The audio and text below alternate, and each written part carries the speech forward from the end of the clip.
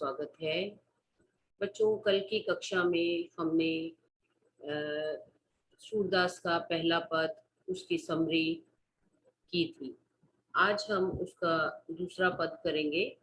तो आप सभी से निवेदन है, अपनी पुस्तक निकालें और अपनी पेंसिल लेकर तैयार रहें।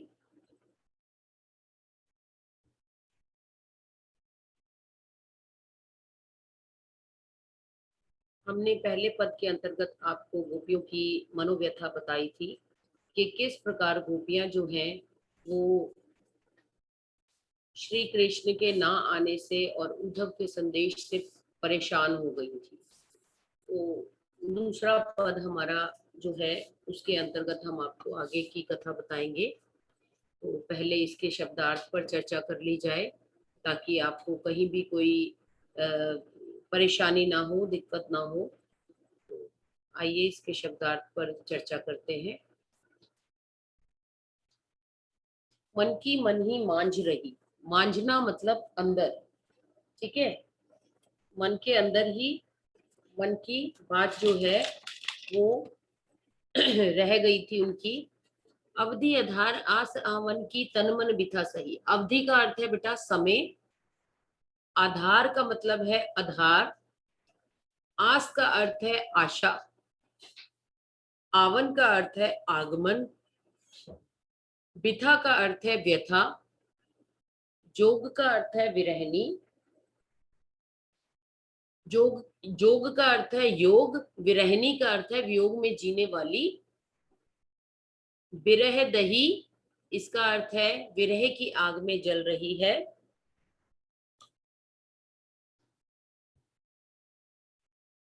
चाहती हुती गुहार जितैते उतते धार बही।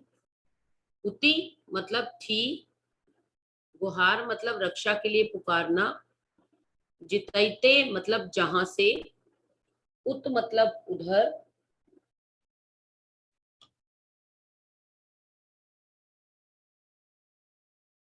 धीर मतलब धैर्य, क्यों मतलब कैसे, मर्यादा मतलब मर्यादा, ना रही मतलब नहीं रही, मतलब दूसरे, धार का अर्थ है योग की धारा, ना लही नहीं रखी, उतते। तो बच्चों, आशा है आपने ये शब्दार्थ जो है लिख लिए होंगे, नोट कर लिए होंगे। आपको थोड़ा सा समय दे रही हूँ, जल्दी से इसे नोट कर लीजिए, ताकि आपको व्याख्या के समय कोई भी परेशानी ना हो। तो यहाँ पर देखिए बच्चों, दूसरे पद में दृष्टि डालते हैं। गोपियां अपने प्रेम को श्री कृष्ण के समक्ष प्रकट ना करने के कारण व्यथित होती, क्योंकि वे चाहती थी श्री कृष्ण आए और उनको वह अपने मन की व्यथा कहें, परंतु श्री कृष्ण तो आए ही नहीं। उन्होंने तो उद्धव के हाथ संदेश भेज दिया।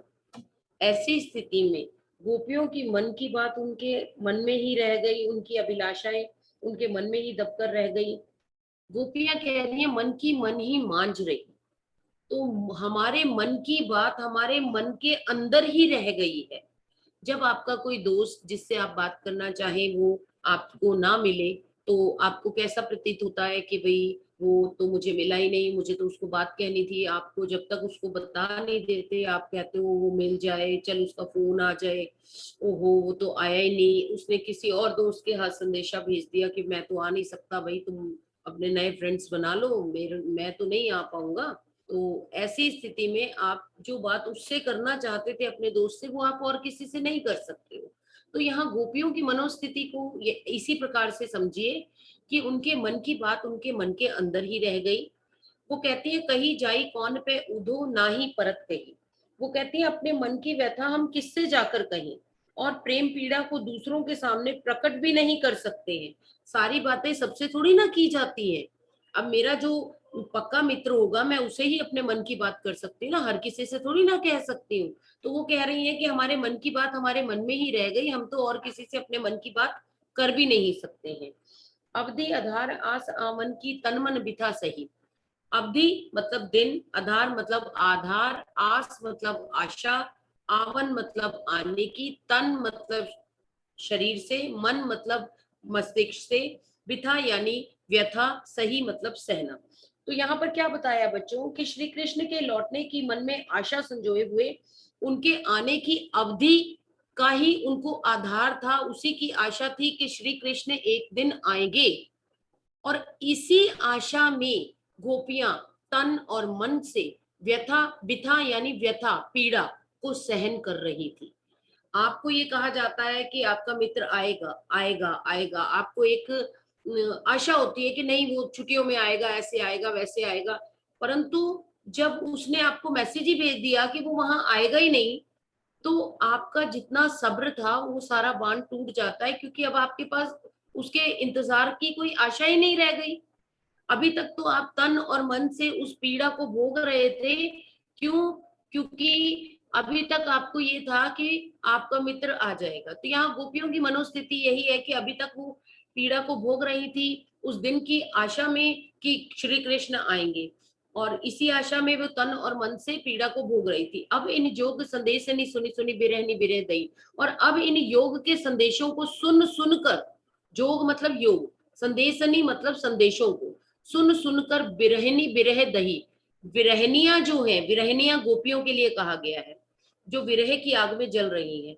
विरह दही, विरहनिया विरह की अग्नि में दही, दही का मतलब है दहक रही हैं, जल रही हैं। अब इन जोग संदेशनी सुनी सुनी बिरहनी बिरह दही, चाहती हुती गुहार जितैते उतते धार बही।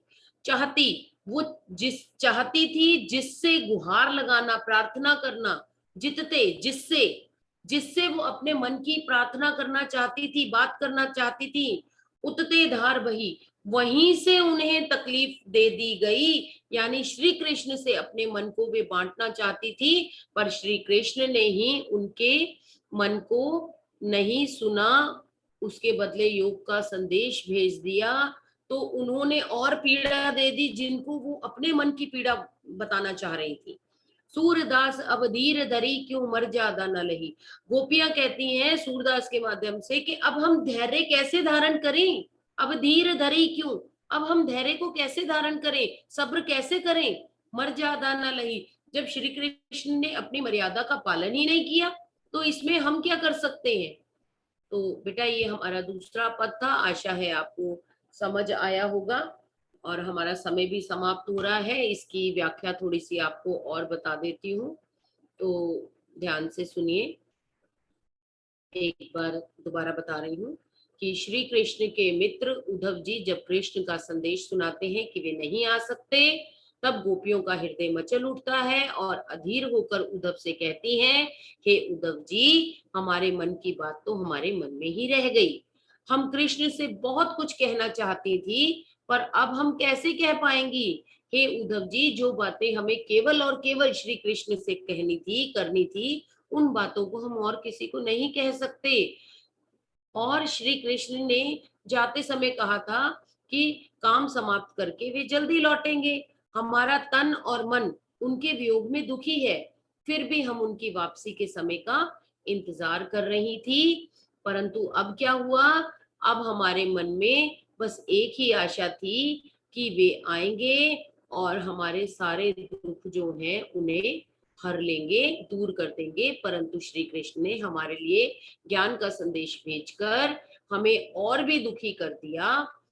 हम तो पहले से ही बहुत परेशान थे या दुखी थे, परंतु अब उनके इस तरह से संदेश भेजने से हम और पीड़ित हो गई हैं। और इस संदेश ने हमें बहुत ही पीड़ा दी है उद्धव जी, हमारे लिए यह विपदा की घड़ी है। और ऐसे में हम जो हैं अपनी आवाज किस तक पहुंचाएं। हमारा दुर्भाग्य देखिए कि ऐसी घड़ी में जिसे हम पुकारना चाहते हैं वही हमें दुख दे रहा है, वही हमारे दुख का कारण है। हे उद्धव जी, प्रेम की मर्यादा है कि प्रेम के बदले प्रेम दिया जाता है, पर श्री कृष्ण ने हमारे साथ छल किया है, उन्होंने मर्यादा का उल्लंघन किया है। अतः अब हमारा धैर्य भी जवाब दे रहा है। अब हम धैर्य को कैसे धारण करें, उद्धव जी आप ही बताइए। तो यहाँ पर हमें दूसरे पद से जो संदेश मिला है उसे नोट कर लीजिए। प्रेम का प्रसार बस प्रेम के आदान प्रदान से ही संभव है, और यही इसकी मर्यादा भी है। प्रेम के बदले योग का संदेशा देकर श्री कृष्ण ने मर्यादा को तोड़ा, तो उन्हें भी जली कटी सुननी पड़ी और प्रेम के बदले योग का पाठ पढ़ाने वाले उद्धव को भी व्यंग्य और अपमान झेलना पड़ा। अतः किसी के प्रेम का अनादर करना अनुचित है। हमारा समय समाप्त हो गया है, हमने दूसरा पद कर लिया है। आशा है बच्चों आपको समझ आया होगा। इसी के साथ आपसे इजाजत चाहेंगे। बहुत बहुत धन्यवाद।